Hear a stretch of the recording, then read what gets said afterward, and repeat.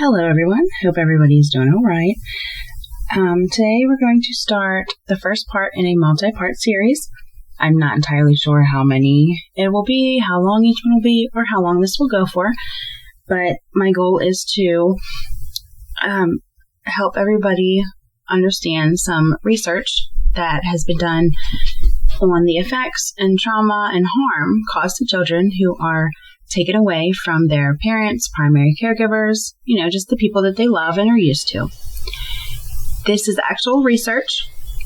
Most of it will be pulled from the handbook tool that was put out by the American Bar Association to help trial lawyers have EML to argue their case about why a child that had been removed should be returned. Now, I myself am not a doctor, psychiatrist, psychologist, anything of the sort. I am just somebody that is interested in the actual effects and the research and would love to share my knowledge, and hopefully somebody will learn something maybe. And along with that, if you have any stories, comments, anything that you would like to add to these, please get a hold of me. I would love to hear them. I would love to put them on.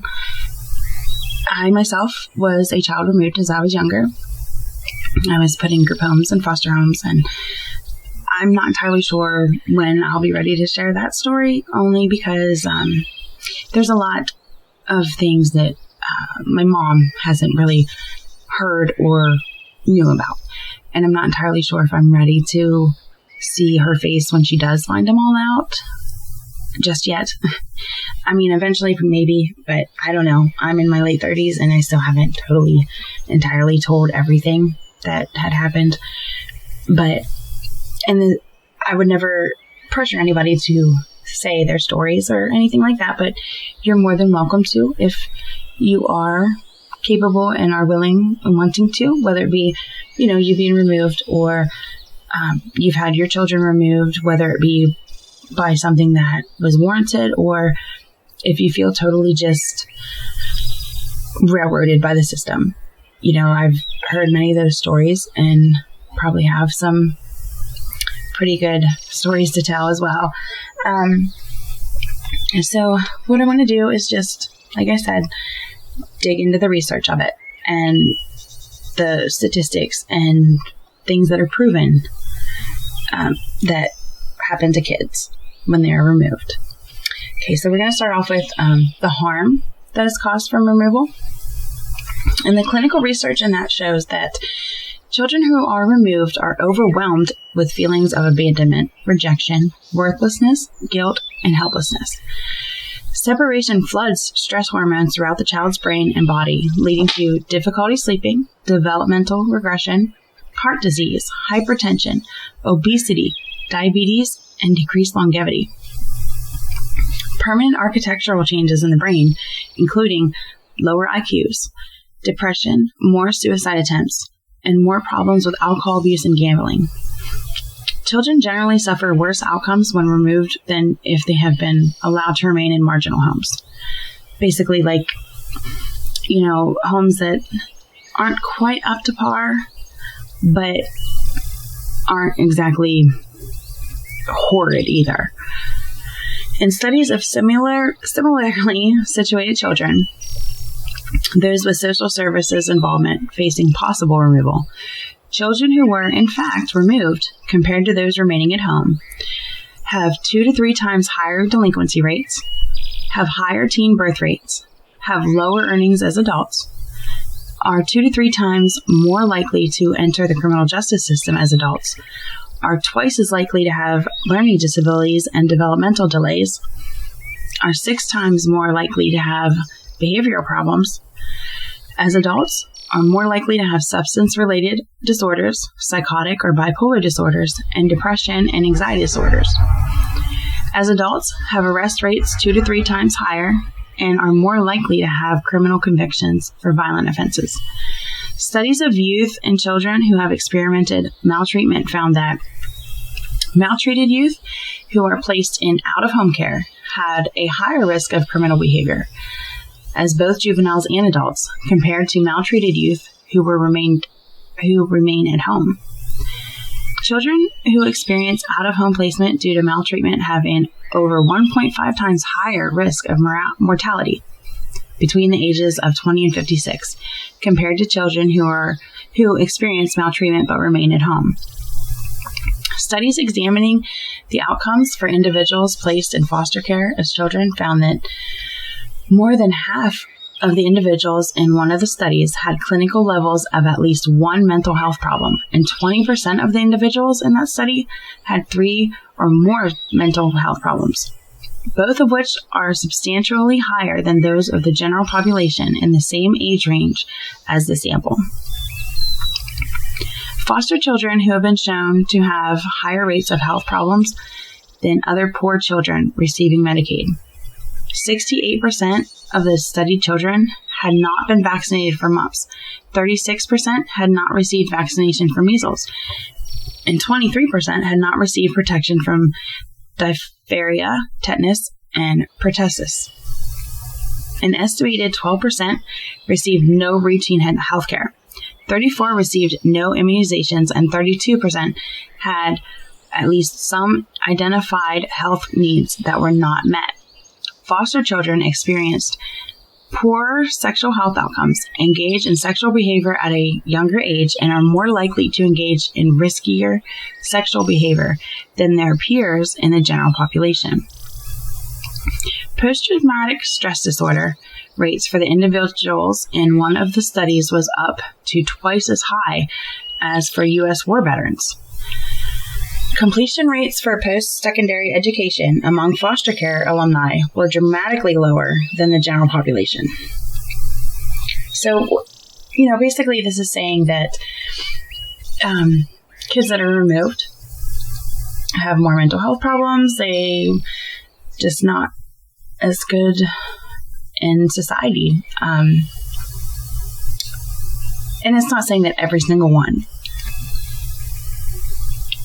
but it is saying that there is a higher risk and a higher percentage of kids having these problems that are removed than kids that are left at home. So, and like I said, this is actual real studies, and they're approved by the American Bar Association. So it's not some just random people spatting stuff out. So, and to think of it that way, it is very, concerning, really, when you think of all the problems that even just that little bit had. I mean, wow. And if you really sit back and think of it, and if you have known anybody, even when you were a child or whatever, if you've known somebody that was in foster care or in group home, not meaning to, you were just naturally like, oh, well, that kid's weird. And it's really not because of them being a foster child. It's more just because they were taken from their parents or their caregiver, their loved ones. And they're, experiencing some PTSD or, just a lot of things are going on inside of them, and they're fighting these battles that, even though it's not their fault, they will blame themselves or they'll just feel totally abandoned. And again, not their fault, but sometimes when a child is removed, the parent is prevented from seeing them, even though that is not supposed to happen. It happens a lot. And when that does happen, the child naturally just feels abandoned. Where's my mommy? Where's my daddy? Where's, whoever was caring for him? And then they begin to resent those caregivers because they don't understand themselves what happened, and nobody's telling them what happened. So even though the parent could be going through a whole lot of stuff trying to be able to see them and trying to get them back and trying everything they can, the child doesn't even know.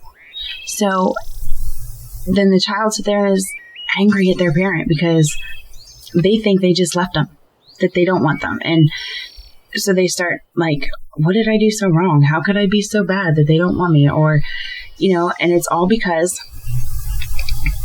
they just don't even know. They don't know that their parent is out there trying everything they can, or, just working their hands to the bone, trying to do everything that they're supposed to do, as impossible as some of the hoops they tell them to jump through are. There's parents out there that are trying and they just can't. And the kids don't know. So they are angry at these parents, thinking that they're not trying hard enough, or thinking that they're not good enough because their parents not trying as hard. When in reality, that's not the case. Okay, so let's go ahead and move on. We are going to explore some research concerning the harms visited upon children as a result of forced removal from their parents. We are going to review the scientific literature discussing the general effects of removal on the child.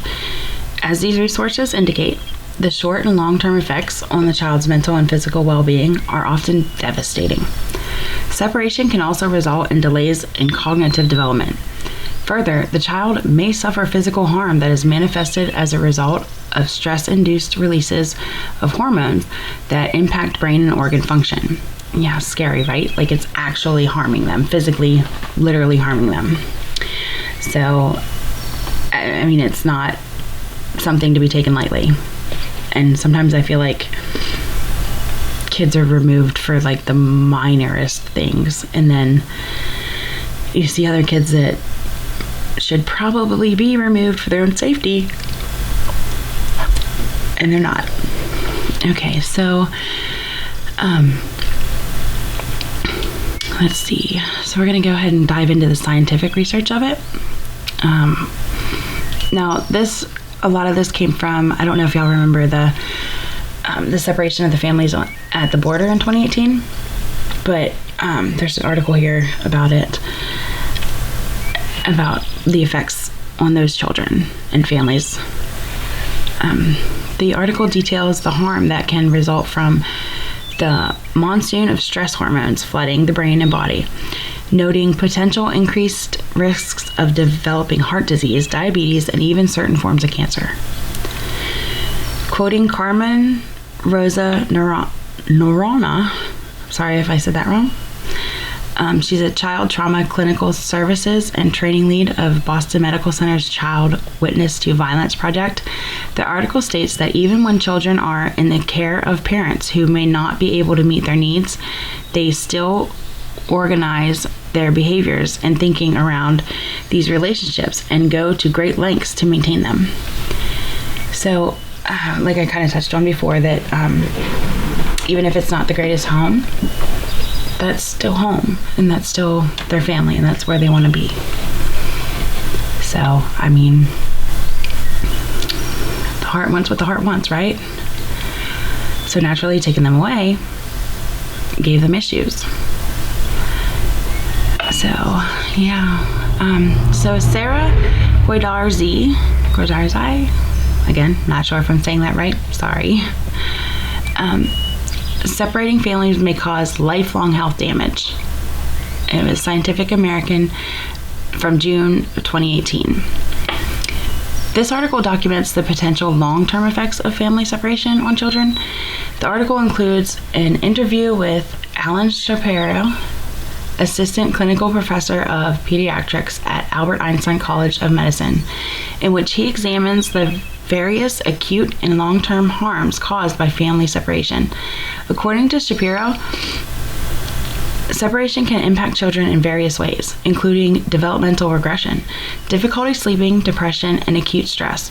Dr. Shapiro also notes that the younger you are when you are exposed to stress, the more likely you will have negative health outcomes caused by dysregulation of stress response. The dysregulation stress response, in turn, leads to architectural changes in the brain, which means that in the future, children might end up with serious learning, developmental, and health problems, pointing to the result of a 17,000 patient study called Adverse Child Experiences. Dr. Shapiro further asserts that family separation may also lead to long-term chronic medical conditions like cardiovascular disease, hypertension, obesity, and decreased longevity. And that's scary too. So that means, like, like the younger they are, the worse it is. So like when they take a baby, for instance, 1 2 year old, whatever, even though to think about it, you would think that it wouldn't be as bad because, they won't remember as much, when in reality, they're the ones that get a lot more harm done from it. They get a lot more stress, hormones, a lot more just everything, because they are so young and they don't understand it even more. A child that's a little bit older, you can kind of explain it a little bit to them, but a baby, they don't understand. They just know that the person that they're so used to is just gone. They have no idea, and there's no way to explain to them that it'll be okay, that mommy will be back or whatever. They don't get it. They don't understand, and it's very, very harmful to them. And I see this so much, like COS. It's almost like they're baby traders. Like they just want to take babies away as much as they can, and it's awful. It is awful, the things that they're put through. So separating a child from their parents and putting them into the care of social services can increase a child's risk of becoming a runaway and a victim of child sex trafficking.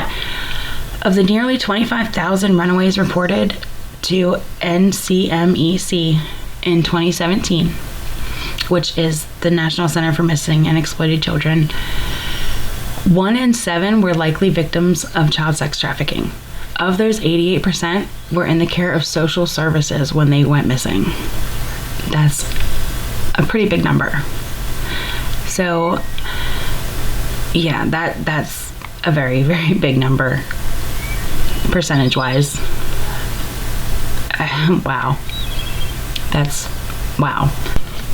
Okay, so there is a study done by Kimberly Howard, and it examines the impact of early mother-child separation on both maternal parenting and later child development through the lens of the attachment theory, which generally means that caregivers must be present and accessible in order for their children to become attached to them.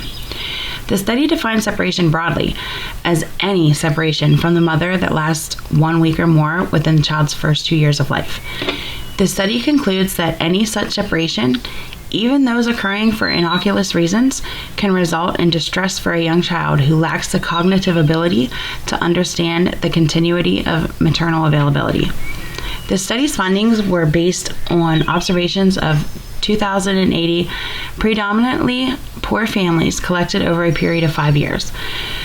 Controlling for baseline family characteristics and indicators of family instability, the study found that the separation of mother and child was related to higher levels of child negativity toward mothers at age 3 and aggression at age 3 to 5. Yeah, that's crazy.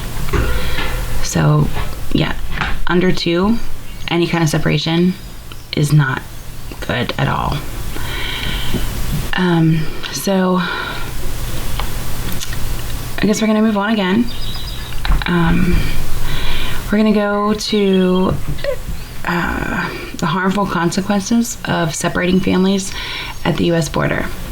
I'm sure, you guys probably have, most of you will probably remember some of that. If not, I highly encourage you to go ahead and look into that, the separations at the border in 2018. The separation of immigrant families at the border, it was rough. I mean, on one hand, those families, they knew it was illegal and they knew what could happen. You break a law, you're going to get in trouble. Like I break a law, I'm going to get in trouble, my kids are going to be gone. Well, the same thing for that.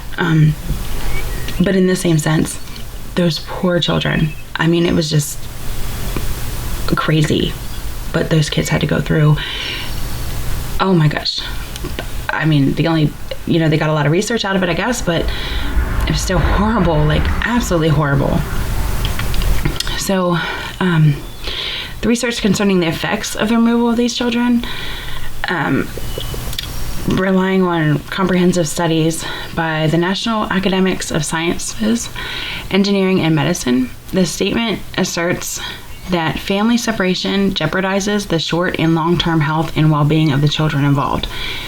It further notes that their findings that in light of the complex interactions among genetic, biological, psychological, and social processes during the child's development, family disruption can hinder health development and increase the risk of future disorders. So just another research that backs up the fact that it is definitely like physically harmful to children in all aspects, because they're young, they don't understand any of it, and it's awful. So oh man.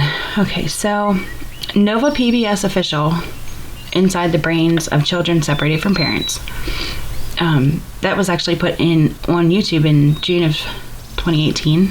I will try to put as many of these links as I can in the description, so that if anybody wants to totally read it themselves, they more than welcome to. This short informational film provides a summary of the neurological process that occur when a child is separated from their parents. Through visual aids, the film demonstrates how stress from separation can impact a child's brain within the first few minutes of removal. According to psychologists Karen Lynn Ruth and Robin Deutsch, even very brief separations are stressful for infants and young children because cortisol, a stress hormone, floods the brain and begins to damage brain cells. Additionally, the overactivation of the portion of the brain responsible for fight or flight instincts can compromise the child's ability to evaluate risks and make good decisions. The ability to form an attachment with a reliable and consistent caregiver is fundamental to a child's cognitive and social development. Time is very important when dealing with young children because deterioration of this attachment can take place very quickly. Even a few weeks away from a parent is an enormous amount of time for an infant. And that's awful. How do you even know how to respond to a lot of that. Oh my gosh, that's awful. Like I said before, it, a lot of times you would think that because they are little, it wouldn't be so bad because they might not remember it, when in reality, they are the ones that are seriously affected by it. And it's scary. It is really scary when you step back and see how many young ones, infants, babies, that are removed constantly. Now, I'm not saying that, that they should never be removed, because there is absolutely instances when they should be. And, when it's more of a risk to leave them.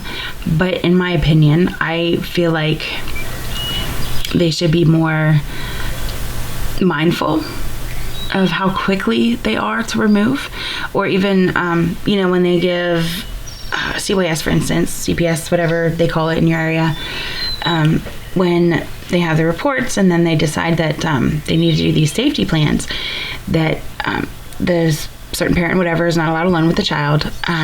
Again, I'm sure there's definitely times that it is absolutely necessary, but they say that, unless they can have somebody come and stay with them so that they're not alone with them. How many people actually know somebody that can just drop everything in their lives, rush over to stay with you for anywhere from 30 to 60 days to basically babysit you with your child? And not only is that embarrassing, it is asking an extremely a lot of somebody to do that. And I feel like they take advantage of that because there's not many people that can do that or know somebody that can do that. So naturally, that they have no other choice but to let the children's services take them. And, a lot of that, I've seen it where, kids that have never, ever been away from their parent, not for one whole day, and they're just taken because the parent doesn't know somebody that can just come stay with them. And I feel like that's a trap. And I feel like yes, there's definitely times they need to be, but I feel like whatever the report is, if the said parent has taken care of these child, whatever the case may be, for an extended time, like, somebody has 2, 3, 4 children and they've been a single parent for 10 years, and there's a report of whatever it may be, and they come and they say they want to do a safety plan, so now you can't be alone with these children. But this parent has been doing it this entire time by themselves, and there's no injuries to the children. Now maybe their house is messy, or maybe there's something else going on, but the children have never been harmed. I don't feel like that should instantly warrant taking them whenever, if they look at the children, they're not starved, they're not dirty, they don't seem like they're like messed up in any way, there's no bruises, no marks. I don't feel like they should be like, oh yep, come on, let's go, let's get you away from your mom, the only person you've ever known for the entire life that you've had. I feel like that's just awful to everyone involved, I think. And I feel like that's them just pulling rank. Like I said, yes, there's definitely times it needs to be, but if there's never ever been any kind of actual for sure harm done to these children, and maybe the parent's going through something, maybe something traumatic has happened in their life and the house is a little bit messy that time, and or somebody was just mad at them, so they called it. And I get the safety plans, and I understand wanting to make sure the kids are okay. But if at that point that has been the only caregiver, give or take maybe a grandma or something, for these children, and they're not harmed, and they're not starving, and they're not dirty or any of the sort, I don't feel like that should be their first thing. And they're always like, oh, well, that's our last resort, and we want to reunify families and da-da-da-da-da. Okay, then why are you taking them away right now? Because somebody made a report and you have to do a safety plan, even though, I don't know. That's just my opinion. I don't know. Does anybody else have an opinion on that part? As far as, like I said, granted, there might be something going on that they do need to clean some stuff up or whatever the case may be, but they've been the primary caregiver of these children for years. And, like I said, give or take maybe a grandma or grandpa, or, maybe a random babysitter here and there, but there's no actual harm to the child, and they're not dirty, not bruised, not anything like that. I don't feel like that should be their first thing. Like, okay, you don't have somebody that can just drop everything and come stay with you for 30 to 60 days. Okay, well, we're going to take your kids now. I don't think that's right. The long-term distress created by separation, even after families are reunited, there is tremendous injury inflicted upon the family unit and parents. For both parents and children, separation leads to increased risks of depression, difficulty with social functioning, attachment issues, and PTSD. Exposure to trauma in childhood can both stunt cognitive development and alter the structure of a young brain in profound ways. We know that exposure to trauma and traumatic events in childhood is strongly correlated with increased risks of suicide attempts, drug addiction, depression, chronic obstructive pulmonary disease, heart disease, and liver disease. Separation from family also leaves children more vulnerable in exploitation and abuse, no matter what the care setting. In addition, traumatic separation from parents creates toxic stress in children and adolescents that can profoundly impact their development. Strong scientific evidence shows that toxic stress disrupts the development of the brain architecture and other organ systems, and increases the risk for stress-related diseases and cognitive impairment well into adult years. Studies have shown that children who experience such traumatic events can suffer from symptoms of anxiety and PTSD, have poor behavioral and educational outcomes, and experience higher rates of poverty and food insecurity. So this is an action that was brought by mothers individually and on behalf of their children, in which The mothers alleged that they were separated from their children because the New York City Administration for Child Services determined that the children had been neglected solely due to their observance of domestic violence against their mothers. Which, granted, I mean, yeah, nobody wants their kids to see them get beat on either. But, which is definitely not good. I absolutely agree.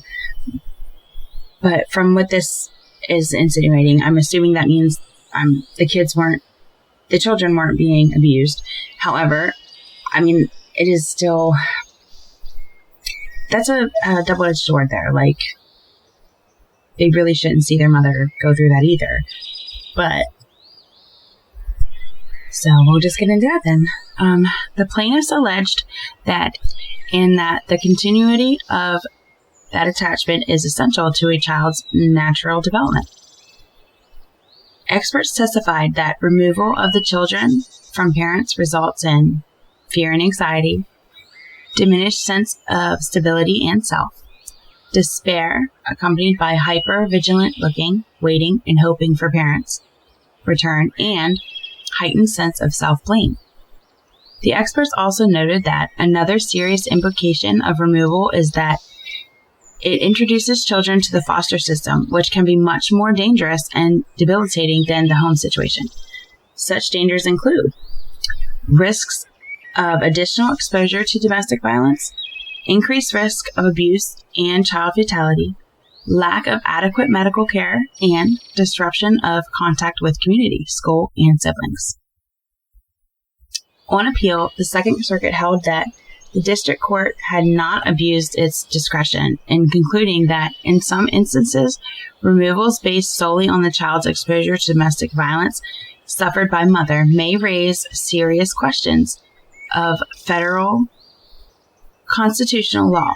However, given the strong preference for avoiding unnecessary constitutional adjudication, the Second Circuit certified the matter to the Court of Appeals of New York to be resolved under the state statutory law. The New York Court of Appeals held that far more was required to find neglect and justify the removal than a showing that the parent had been a victim of domestic violence. According to the court, the plain language of the statute and its legislative history demonstrate that a blanket presumption favoring removal was never intended. Rather, it concluded a court must weigh in on the factual setting before it, whether the imminent risk to the children can be mitigated by reasonable effort to avoid removal, and it must balance that risk against the harm removal may bring to determine factually which course is in the child's best interest. Okay, I think that's going to be it for the first one.